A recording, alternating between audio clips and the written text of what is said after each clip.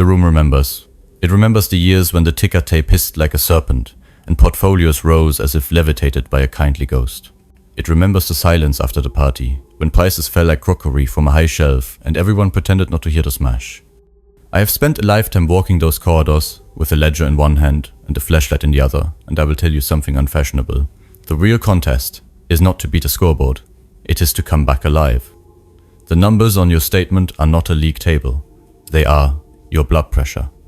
Seth Klarman of the Baupost group has preached this creed for decades, warning that the obsession with relative performance lures professionals into dangerous waters, while the saner task is absolute return, the slow business of preserving and compounding capital, even if that means sitting on a stout pile of cash and doing nothing while the crowd sings.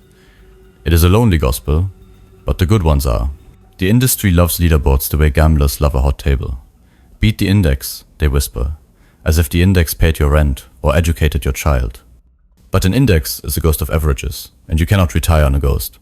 Absolute return is meat and potatoes, how many pounds you carry out of forest, not how quickly you run in circles among the trees. Even the textbooks draw the line. Absolute return is what you actually earned, independent of yardsticks. Relative return is a comparison against a benchmark that cannot cash your check. The seasoned investor learns to keep both numbers in view and to bow to the one that feeds the family.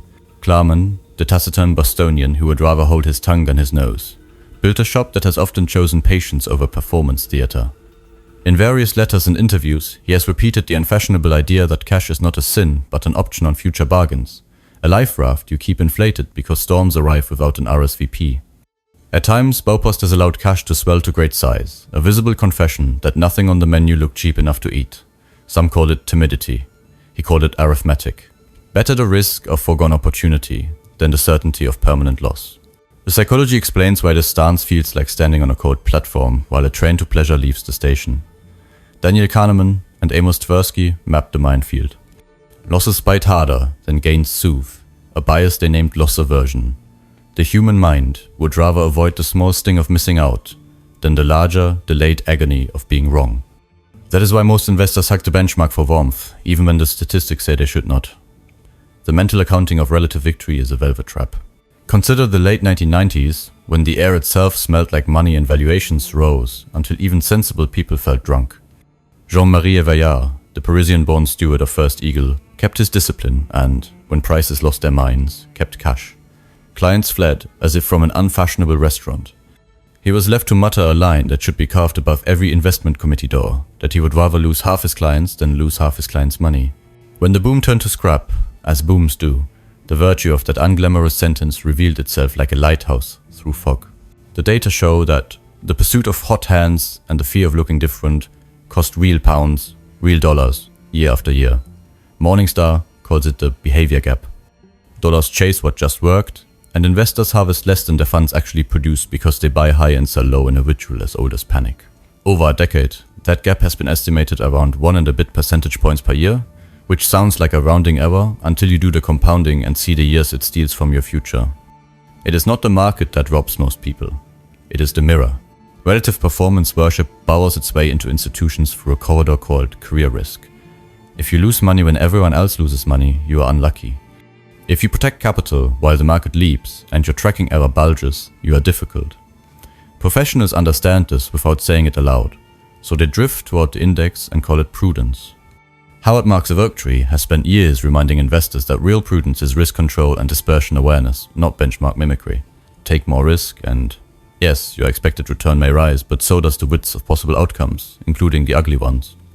The choice is not to be braver than your neighbor. It is to be wiser than your past self. Markets are a fairground at midnight. The lights are lovely, but the operators are tired, and the bolts have loosened. Your job is not to ride every machine, your job is to count your fingers when you leave. Absolute return thinking is finger counting. It asks, in plain speech, what is the chance I will lose money here, not whether my loss will be less humiliating than someone else's.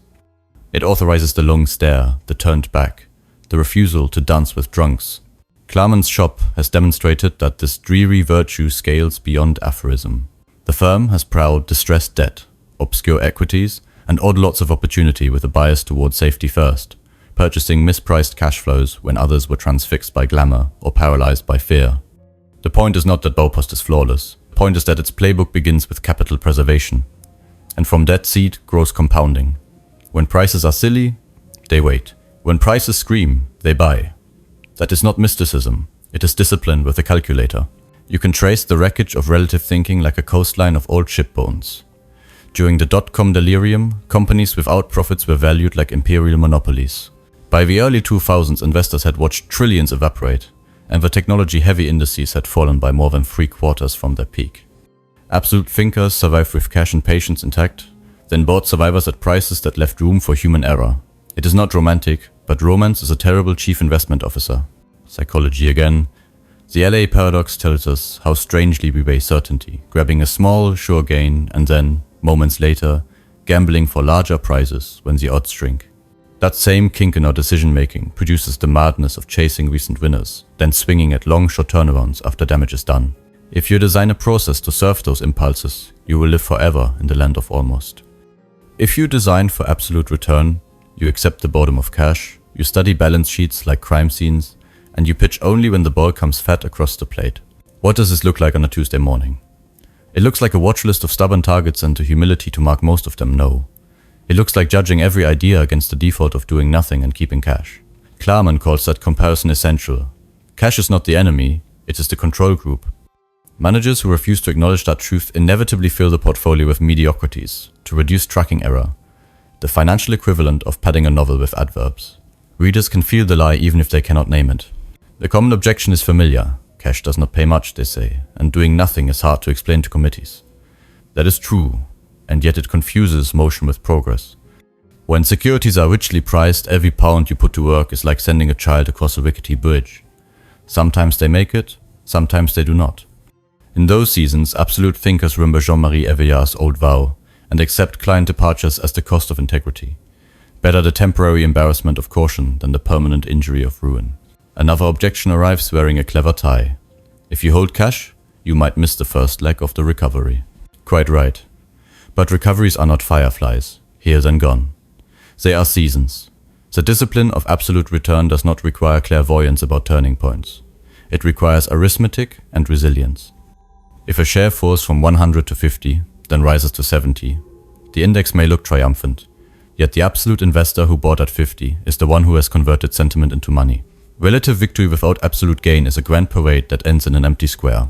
The literature on investor behavior is pitiless.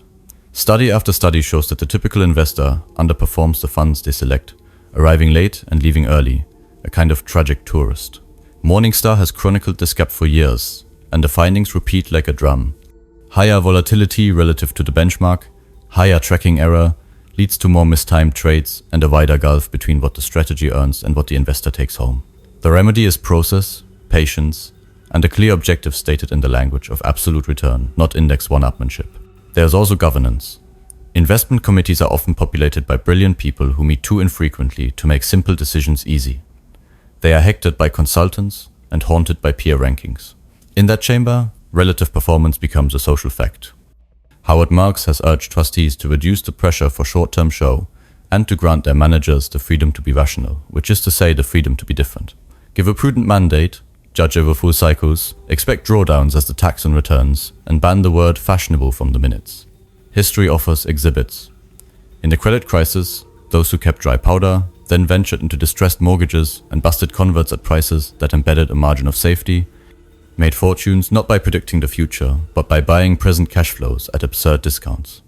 Klarman wrote a bleak litany of lessons from that era, each one a tombstone for hubris. The point was not that catastrophe can be avoided. It was that preparation changes your role in the story, from victim to buyer. Absolute return is not cynicism. It is hope, with a lock on the door. It requires, as Kahneman taught, the slowing of the fast mind, the deliberate pause before the buy ticket, the recognition that regret will arrive either way, and that you must choose which regret you can live with. Would you rather regret missing a rally by holding cash, or regret permanent impairment by paying any price for popularity? That choice is the private referendum every investor conducts at their desk. So how does one practice this craft without succumbing to paralysis? You articulate, in plain English, that your first objective is to avoid losing money over a full cycle, and your second is to make money without relying on a bull market's charity. You declare cash, an active position. You recognize that bargains usually come wrapped in discomfort, that headlines will be nasty when valuations are friendly, and that you must learn to read fear as if it were a quarterly report. You accept that your portfolio will look wrong for stretches, and you absorb the cold stares from people who mistake fashion for evidence. Klarman's book, a scarce volume that travels between investors like a contraband relic, makes the same case with the same chill. Buy with a margin of safety large enough to survive your own fallibility. Own the temperament to wait, and never confuse motion with progress. You will not always be right. You will often be alone. But you will be playing a different game from those who count relative victories in quarters, while their capital bleeds in years. Let me leave you with a picture you can keep in your pocket. The market is a vast old hotel on a wind of the sea. Some nights the ballroom is full, the chandelier hums, and every table laughs. Other nights the staircase groans, corridors draft cold, and the porter tells you softly to stay in your room. Absolute return is the willingness to stay in your room when the banisters look weak, to sleep with your shoes on if need be, and to walk out in the morning with your luggage intact. When the architect declares the structure sound again, you can return to the dance. Until then, count your fingers, mind the exits, and measure success not by applause from the neighboring suite, but by the simple adult question that governs all serious finance. Are we solvent? Are we safer? Are we getting paid for the risks we take? If you learn to ask that question, and to hold your fire when the answer is no, you will one day discover what every grey-haired investor eventually learns. Absolute performance is not a slogan. It is a survival skill. And survival, compounded, becomes wealth.